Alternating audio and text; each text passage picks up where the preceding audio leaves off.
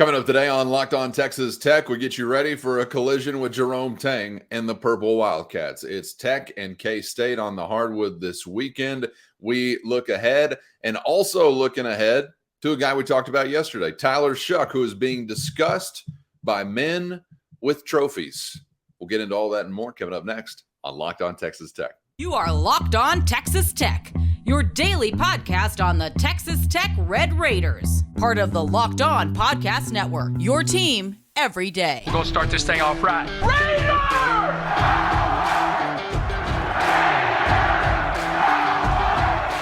Everything runs through Lubbock. Great to be with you again on Locked On Texas Tech on the Locked On Podcast Network, where it's your team every day. He's the only Chris Level. I'm Casey Cowan, and today's episode brought to you by BetOnline. BetOnline's got you covered all season with more props, odds, and lines than ever before, so get there now with BetOnline, where the game starts. Chris, great to be back with you, man.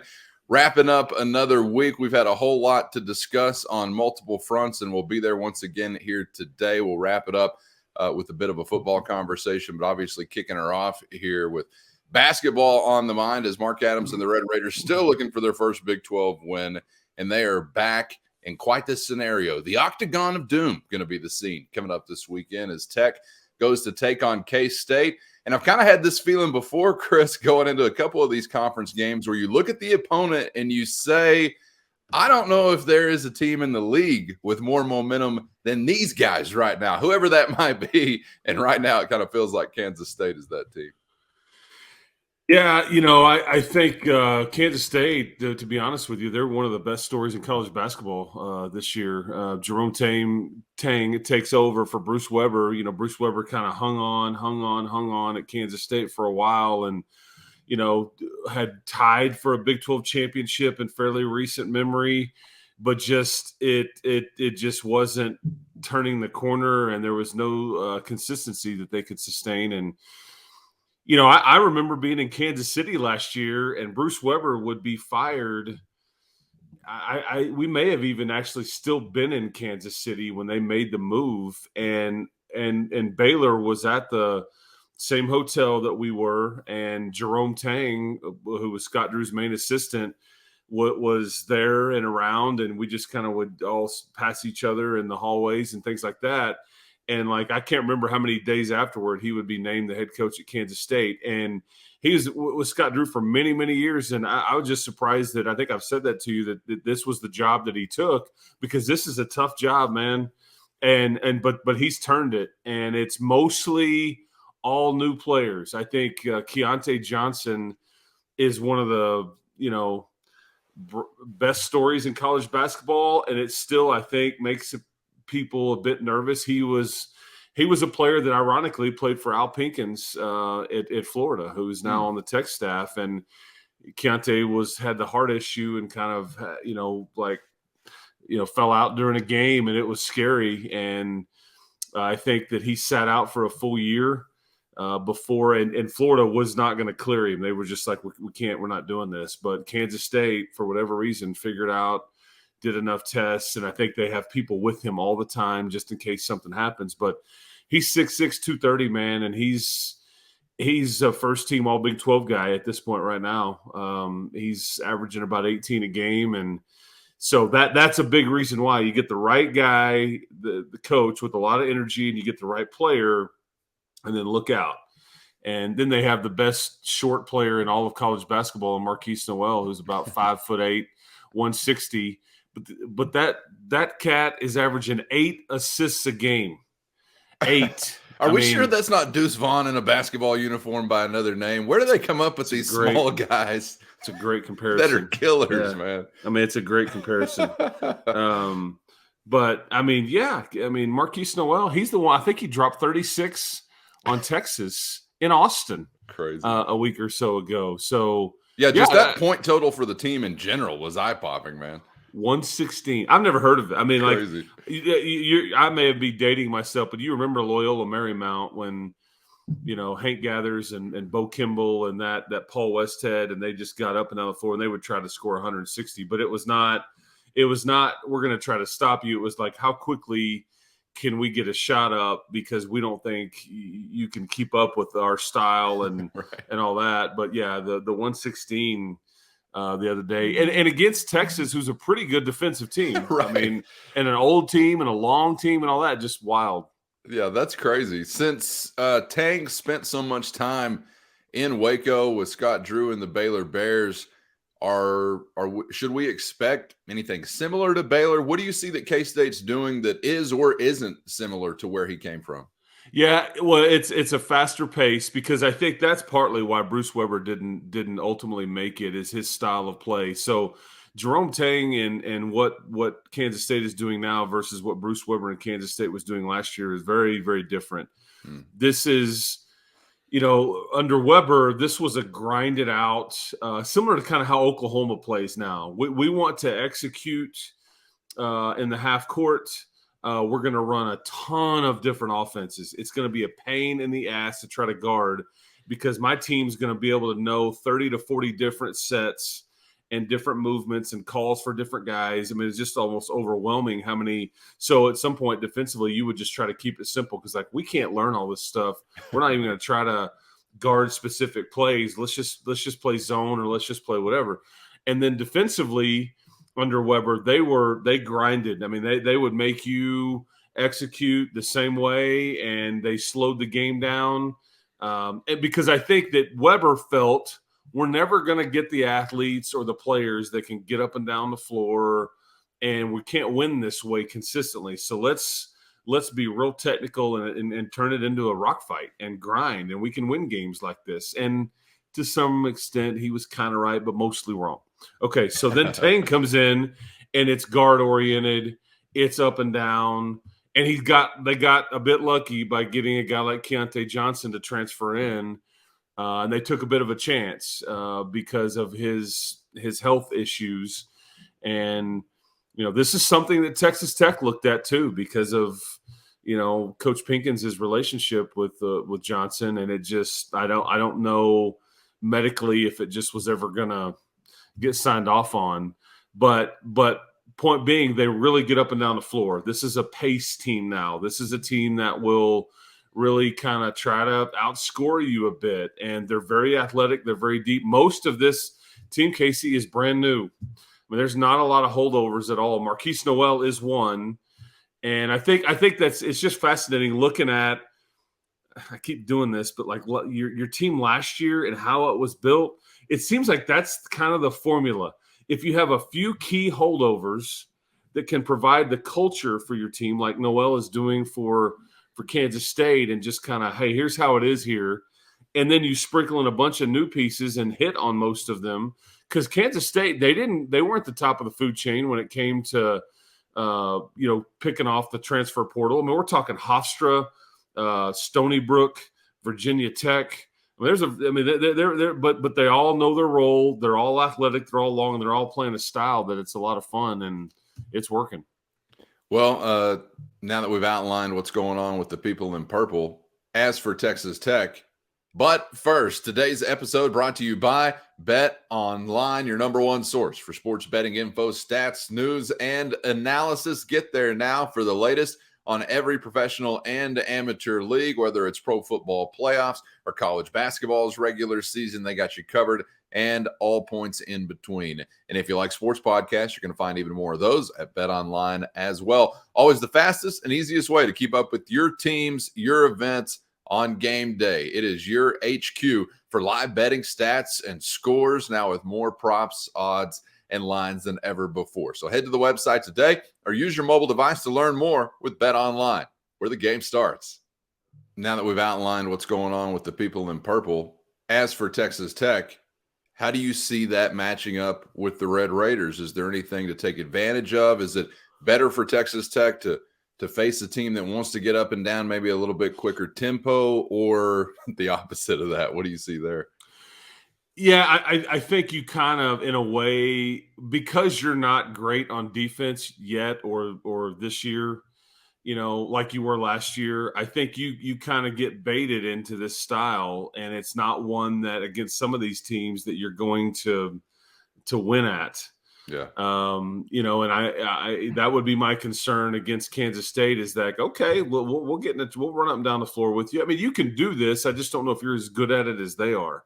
And so much of I think other teams' success these days is just their guards, or they have a guard that is just better than anybody you have.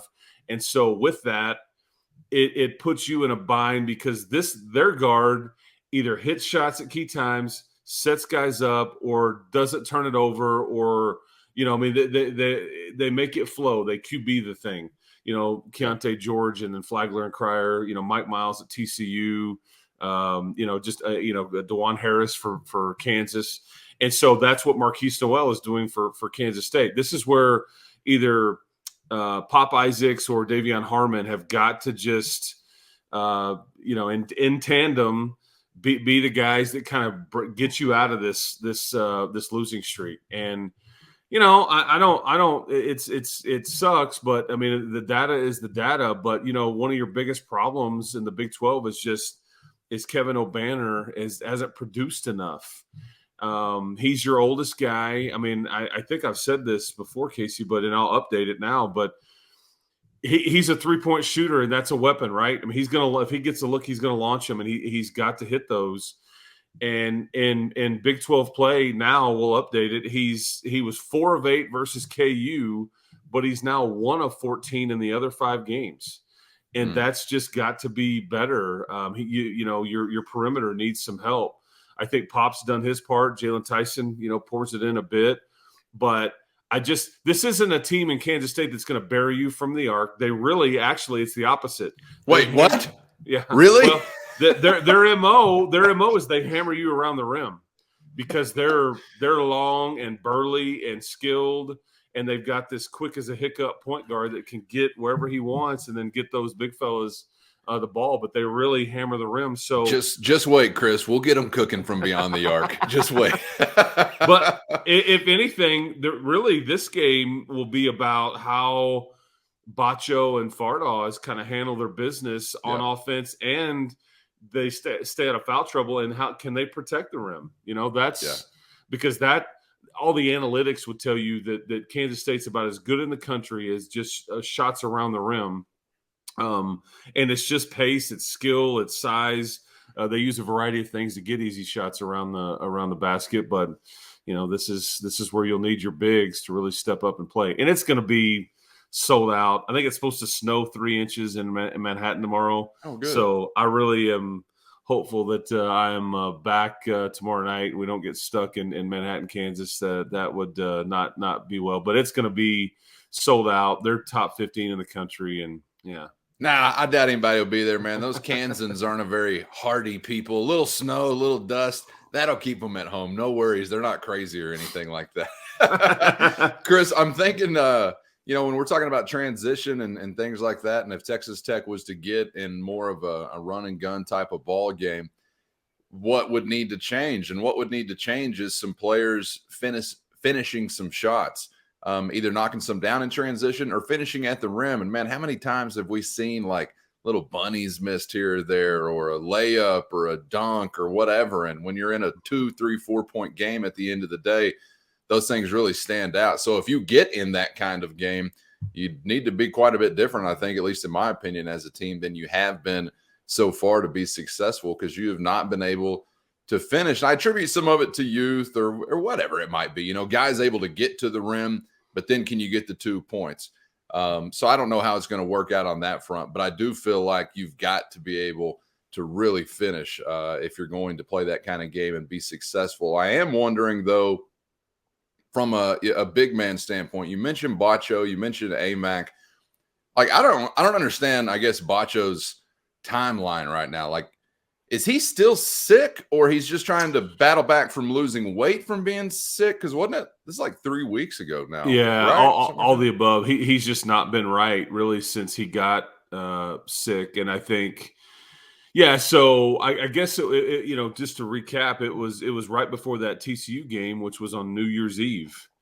And I think that, he really had a hard time the day leading up and the morning of, and I wonder if he or they would have decided, hey man, you know what? It's probably best just not to play you today. But he wanted to. I mean, you hear he was getting sick before the game at halftime, but just trying to soak it up so you can't question his want to or his toughness. Sure. And then he misses the next game. I think that's right. Against Kansas, I guess that was. No, it wasn't against Kansas because that's where he got hurt. That's what it was. So against TCU, then he plays against Kansas and still not right. And I think his stat line would suggest that to you, but that's the one where he gets hurt with his finger. And so you've had a couple of issues because I thought that last play and he went down hard. I looked up and I thought he's just broken his wrist. Right. This is not good at all. But I think luckily it was just a dislocated finger, which if you ever have that done, people are like, oh, that's no big deal. Yeah, try it sometime when you're biting the towel and somebody's like putting it back in place, or if you've had a shoulder separation before and it's like, and you hear that pop, like where it goes back in. But so these are he just hasn't really been right. And then the third thing is now he's learning to adjust and play with or the fact that Fardaws is now back. So there's been a lot going on. But bottom line is, I don't know if I look at him like O'Banner, like, dude, you got to step up. We got to have it because O'Banner's a lot more experienced and has produced. I just would like to, because you forget, Bacho's really, really young. I mean, he's still a sophomore. I mean, he looks like a grown man. He looks like he's 27 years old, but he's not just super experienced. And this is his kind of really first true go-around in the Big 12 because last year he wasn't getting to play a ton when it came to the league.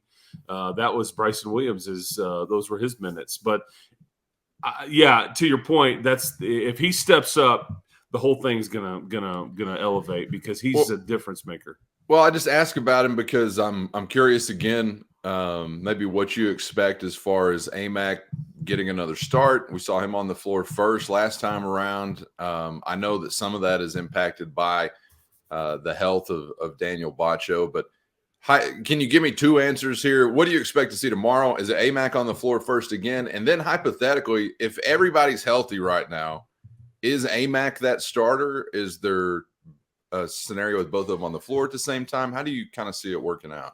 It's a great question. I think the other day AMAC started because Bacho had unfortunately I think missed, according to Coach Adams anyway, he had missed some practice the day before and just wasn't still feeling right, and so I think that was a natural, okay, we'll let Fardaws start and we'll let Bacho come off the bench. So what does it look like tomorrow in Manhattan?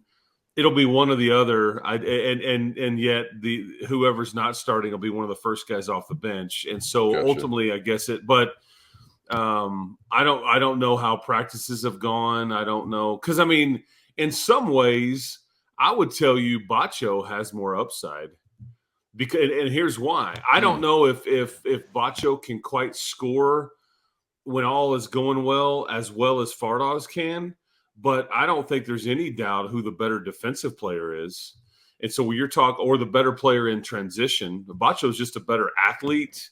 He gets up and down the floor. He protects the rim. I mean, these are just things that Fardaws necessarily isn't.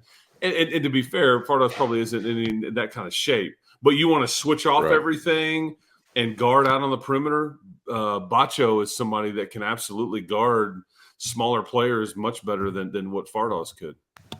Interesting. I just have this dream scenario as a basketball fan. I've always wanted to, and I don't think I ever have been able to root for a team that was going Twin Towers on that ass. And there are a couple of times that we've seen so far, a lot of size on the floor all at once. Who was was that Olajuwon and Ralph Sampson?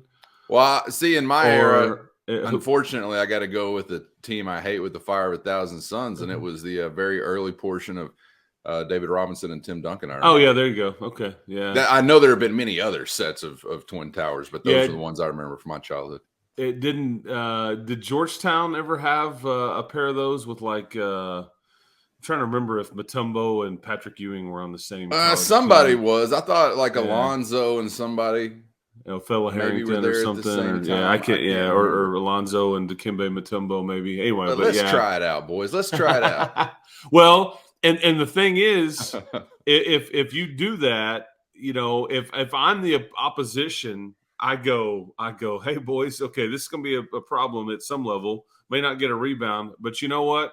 Everybody spread out the floor. I Yeah. pull those big dudes way out, and then I just try to break them down and see what happens, because there's just too much skill in this league. But Oh yeah, and you go right at their chest, and they probably got 5 fouls in 20 minutes. That's So right. yeah, That's it'd be an right. interesting kind of chess Against match to see work. against Oklahoma, that style, that's where you could really do it. I mean, and I think against West Virginia, who you have coming up mid next week in Lubbock, that is gonna work, or you can do some of that against those kinds of teams, because they would love to grind and push and shove and do all these different things. I just think against an up-tempo skill team, like trying to do it against Baylor or TCU, not good, and probably Yeah, against Kansas yeah. State as well. Kansas is another. So, there's some use for that. I guess at least for the time being, it's like game to game, you wonder about the status of Bacho. But from last game to Kansas State, I guess he's still maybe slowly, but heading in the right direction. No, like status change or anything, I guess, last few days. Yeah, no, I don't believe so. I think he'll be fine. Now, again, I don't know for sure, but I believe he'll be good to go, and he'll be Yeah. part of the rotation. Because when all is said and done, you look at it, and it's like you have your 5 starters, whoever they are, and then you have really Lamar Washington and or Bacho or Fardaws is kind of the guys you trust. Now, does Kerwin Walton, has he entered the chat here? Is he now? I mean, is he? Can you count on some of this? And it's 4 of 6 from 3. I mean, and that's where it's easy to have. It's not easy, but to have one of these flash in the pan games. The hardest part is like, can you do this, consistently? And I think that's now the next challenge. I remember saying this to you about Lamar Washington about a game back in November, December, when he got to the free throw line like 14 times and he scored double digits, and we hadn't really seen one like that since. We saw a game from like DeMorion Williams, who he kind of lit it up and everything, and then we hadn't seen one since. So that's the hard part. Well, and as I said at that time, you don't even have to go for 17. Give us 6 or 7 and some solid minutes, and I think you'll be doing a fine job for what you're asked to do as a reserve. The rotation, I'm like just boggled by. Not that I have like better ideas, but I'm more so just I'm confounded that we're sitting here almost toward the end of January, and it just still seems so kind of scattered, like who's trusted from game to game among those reserves. It was really, really light lifting last time out, aside from Kerwin Walton. And that's the maddening part for this coaching staff, is that you don't know who has it or who's going to make a difference from game to game. And that's hard because it's a bit of a guessing game. And I think that against Texas, and Mark has said this, I talked to Coach Pinkins before the Baylor game too about the same topic for the broadcast, in that they really shrunk that rotation versus Texas. They didn't play near as many guys, and I think they ultimately felt like we ran out of gas.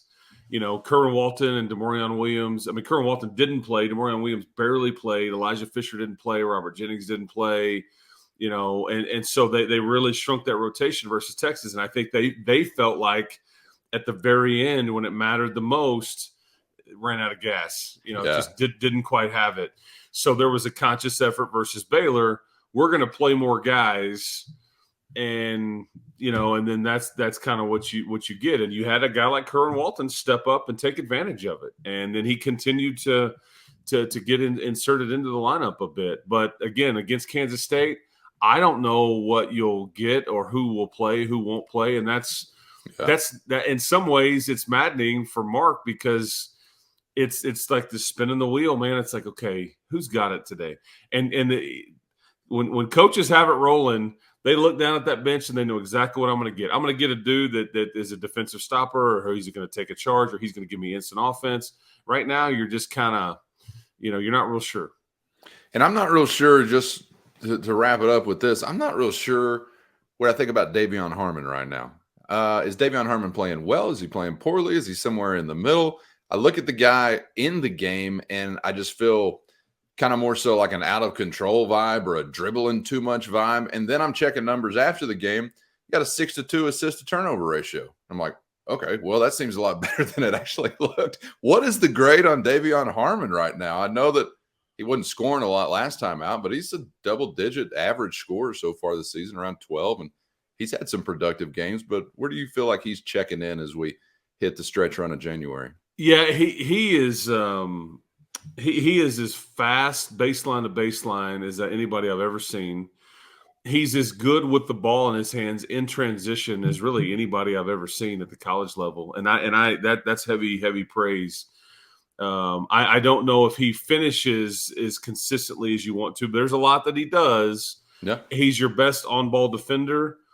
I think if you're looking to pick at what Davion's doing in that, okay, does he facilitate as much as he needs to, or does he settle for a wild shot at times? That may be fair. I've heard the staff kind of talk with him about some of those things. And then ultimately, if college basketball teams aren't winning games, it's what we talked about. We'll skip to the very beginning of the show. Ultimately, you point at guard play, because guard play it's like the QB, man.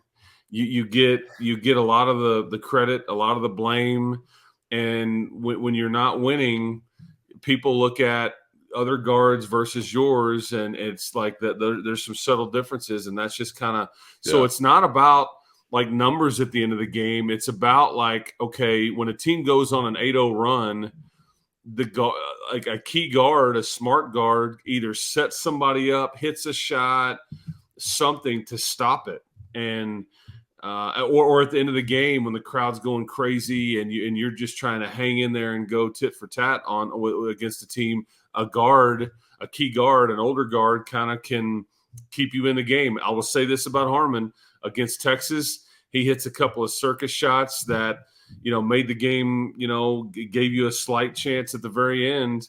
But there's been times too where it's just like against Kansas where Davion just didn't play very well. That's just it's what happens against good teams. But yeah, it would be nice to have more playmaking, and with that comes not just offense but just setting guys up, man, giving guys easy looks.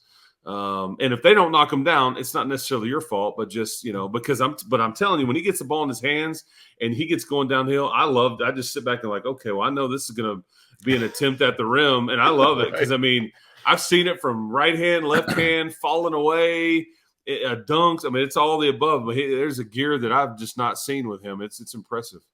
We'll see if Texas Tech can break the seal. I've said that before. I'm saying it again. Coming up this weekend in Manhattan, Kansas, as they're looking for their first conference win. We'll be back to discuss it on the other side of the weekend, for better or worse. And we're back coming up next to the gridiron. We discussed Tyler Shough on yesterday's episode. We want to get to who else is talking Tyler Shough. It's a committee with hardware. And I ain't talking lug nuts, baby. We'll get to that coming up next on Locked On Texas Tech. But first, today's episode brought to you by Built Bar. Looking for a delicious treat, but you don't want all that fat, you don't want all them calories, you got to try Built Bar, where healthy is actually tasty. What makes them so good? For starters, they're all covered in 100% real chocolate. Unbelievable flavors like churro, peanut butter, brownie, coconut, almond. Not sure how they do it, but they taste like a candy bar while maintaining amazing macros. What's even better, they're good for you. Only 130 calories and 4 grams of sugar with a whopping 17 grams of protein, and now available at your local Walmart or Sam's Club. Get that 4-bar box. Get that 13-bar box. And thank me later after you've tried your first Built Bar.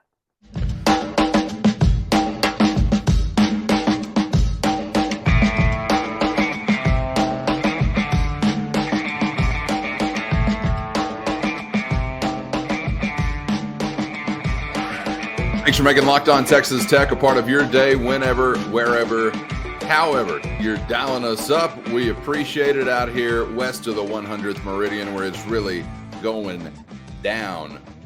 in the great state for now, but Kansas soon to be the scene on the hoops front.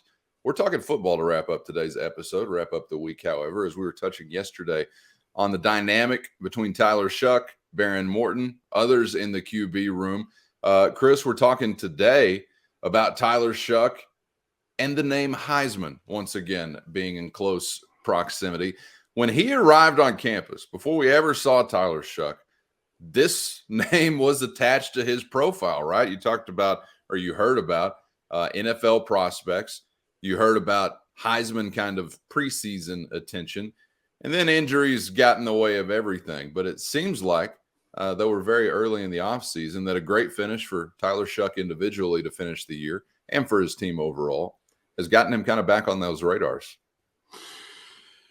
Yeah, and I think that 4-game winning streak, because the Heisman is just it's a weird award. Just so I'm clear, they let a gazillion people vote on it. People that it's like, they let the former winners vote on it. It's a weird process, but it kind of is a sign, and you have to win as much as you put up numbers.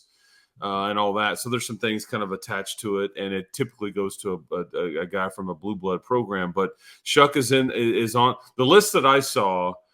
Had 4 different players from Big 12 schools for next year listed, and it was a lengthy list. And Tyler Shough, to be fair, was at the bottom of that. But I think it is a sign of some nice respect based on what Tyler has done and what kind of I think people think he can do.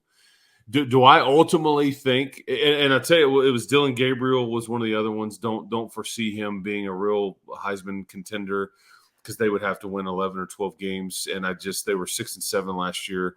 And then here was the other 2 interesting ones. Yeah, you saw this as well as I do. Quinn Ewers was fairly high.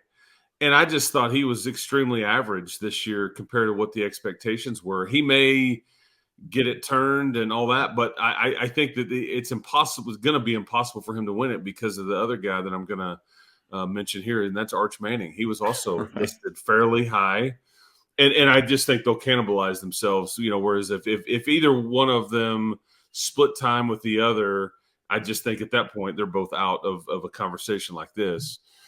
Because you need to play the bulk of your games and be the reason why your team is winning. But that was it. Unless I missed something on the list that I saw, those are the only Big 12 players listed at all, and Shough was one of the 4th ones. And, I think that Shough and Dylan Gabriel, 2 of the top returning quarterbacks in the conference. And that's why I say I just don't know how many teams have a legit backup or a legit co-starter like Baron Morton. And that would affect Tyler in a conversation like this too, because if Baron sees any meaningful time next year, that takes Shough out of a conversation like this as well. But Tyler Shough is going to get a chance to play if he's healthy and can prove that he can stay somewhat durable and all these things. Some NFL team is going to give him a shot, possibly via a draft pick. Interesting. Yeah, I think he's that kind of player. I think it's kind of funny, though. I'm not surprised. I think it's kind of funny that you get 2 quarterbacks mentioned for the University of Texas, one of which I guess just stepped on campus, been losing his ID all over campus for some reason. I don't know why that's become an internet thing. But either way, you get 2 of those guys on this list. Meanwhile, you've got Tyler Shough. That's one for Texas Tech. And you do have another quarterback that was fairly flashy in some brief, I guess, outings, we could say, in Baron Morton. Yet I don't see a Morton mentioned. But meanwhile, because there is, I guess, a Longhorn on the helmet or a bunch of stars beside the guy's name that has never taken a college snap, yeah, we'll put 2 Texas guys on there. We're trying to make a top 25 list. So we've only got 24. Who else? I don't know. Put the Texas backup. Put the Texas deep snapper. Who cares? It's Texas. Put them on the Heisman front runner short list. I just thought that was kind of interesting that Arch Manning is already getting a nod, and I can't wait for it to flame out spectacularly as Steve Sarkisian continues to trash the program. I thought the ride would already be over by this point, but it'll be fun to continue to watch it spiral further until they do give Jeff Traylor a call. And I wouldn't be surprised if at some point we didn't see Sarkisian calling Ewers or Arch Manning mother onlookers like he did that poor little sweet innocent TV boy. And probably on national television. It's kind of a habit he has. But Tyler Shough, to me, Chris, that was just a roundabout way of finding some opportunity to mix in the fact that Steve Sarkisian cussed out a sweet little innocent TV on national television. And you like, here's what I bet. Here's one theory on how that thing plays out in Austin with Arch Manning. It's going to be extremely. I don't know how you manage the Ewers Manning thing. There's going to be lots of folks clamoring for the other, whoever's not playing more so than we've really ever seen. And I bet that's really slanted toward wanting to see more of Arch Manning because people have seen some of Quinn Ewers and some of it was okay. Some of it was just bad, like at Oklahoma State this past year. But if Arch Manning isn't happy and he ever transfers, in my opinion, it would cost Steve Sarkisian his job. Like that would be kind of like final, not depending on, because if he were to look to go elsewhere, it probably hasn't gone that well, and it's not like it's gone that well anyways. And so at some point, it's like we got this unbelievable quarterback. Now he's leaving. We can't even. So I think that Sarkisian's job status and how this QB thing is handled, there's probably a direct connection there, and it's going to be hard to keep. We saw it. It's hard to keep. And can you imagine, Arch Manning on the open market, in the portal? Like, what's that worth to somebody? Too much. I mean, too much. Yeah. I mean, this is so just entertaining to see Texas fooling around with these two high-priced guys that they are extremely high-priced and have done nothing. And I really think both of them, and this is like analysis you won't get anywhere else, I think both of them are just too ugly to be good starting quarterbacks. You need a handsome dude to be a good starting quarterback. We got two fine, handsome gentlemen of West Texas here in the LBK with Baron Morton and Tyler Shough. And look at these two goobers, fresh off the turnip truck we got down there in Austin. I mean, Arch Manning has got too much Case McCoy going on with him. I feel like there's something ain't right with these boys' faces. I don't know exactly if they lived near a power plant or what was happening early on, but that's just my take, and maybe some others will disagree with that take. I don't know. Check out Locked on Longhorns, see if they're breaking down any facial symmetry or anything like that as it pertains to their chances of winning football games this year. Tyler Shough on a Heisman list, I don't know. Frankly, don't really care. The Heisman Trophy is a total non-event to this college football fan. But Chris, when we came into knowing Tyler Shough, as I already mentioned, you heard a lot of these things. And I got to say, it's been a long time coming to actually see some of that come to fruition as far as the hype. But I did become a little bit of a believer in understanding why you heard some of those things before he arrived in West Texas. When we finally saw him get a healthy stretch put together. And I said it yesterday, he looked like a player. He looked like a leader. And so I'm excited to have him back on campus once again in 2023. And yeah, you already mentioned it. You'll have to have the team do some lifting as well if you hope to actually be on this type of list as the season progresses, right? Ditto. Yeah, exactly what you said. I thought you nailed it. Yeah, I just think he's real smart. He's got size. It's really just about winning and then being durable for him. And again, if he can, I think you're covered there. But just his journey, I think that's what it's all about. But I just know he's going to get up on a chalkboard in front of NFL people and really wow them because he takes it all very seriously. He's very well studied. I think he's tough. Those legs of his are a weapon, as we've seen. I think arm strength. I mean, he checks a lot of boxes, man, because he's a legit 6'3", 225, 220 type guy. So he's got some size to go with it. But and he's got some swagger too, because I think that there was button pushing going on with the QB race back in August. And I think, as the story goes, Shough would like walk up and he'd be like, I see what y'all are doing. And then they'd go live and they'd go like 5 for 5 in a 7-on-7 drill. And he'd walk over there and be like, he'd bleep that, right? I mean, it's like, that's just kind of how he rolls, but I'm all about it. I think it's great. You need some level of that as a college quarterback at a big time level. Yeah.